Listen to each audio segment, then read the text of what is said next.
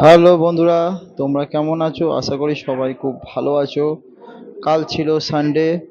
তো প্রত্যেক সানডে যেরকম দাদার কাছে যাই, এই সানডে দাদার কাছে যাওয়া হয়নি, কারণ দাদা অফিসিয়ালি কোনো কাজের জন্য দাদা বাইরে গেছিল, আউট অফ স্টেশন ছিল। তো আমরা রাত্রিবেলা কয়েকজন মিলে ডিসাইড করলাম যে সানডে কেন বসে থাকবো। আমরা প্ল্যান করলাম যে আমরা যাব হচ্ছে নৈহাটি ক্রাশ লাইফস্টাইল ফিটনেস স্টুডিওতে। ওখানে গেলাম। ওখানে শুভ শুভ ছিল ওর জিমে। আমি, সৌমিকদা, শুভ্র মিলে ফাটিয়ে তিনজন মিলে লেগ ওয়ার্কআউট করলাম। কেন কি আমাদের যেটা ইমপ্রুভ করার আছে সেটা হচ্ছে আমাদের সবথেকে মেন জিনিস যেটা, সেটা আমাদের লেগটাকে ইমপ্রুভমেন্ট করার আছে। তো সৌমিকদা যে আমাদের প্র্যাকটিসও করাচ্ছিল, একটা সিনিয়র দাদা, বাট ওর মধ্যে একটা আলাদা এনার্জি আছে। জানি না কি খায় ভগবান জানে, যে এত এনার্জি পাই কোথা থেকে।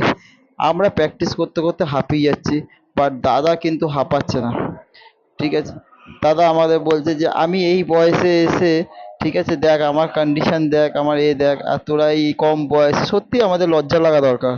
কারণ যে দাদার এত এনার্জি, এত স্ট্যামিনা, আমাদের তার 10%ও যদি এসে যায় আমরা নিজেকে খুব গর্বিত মনে করব।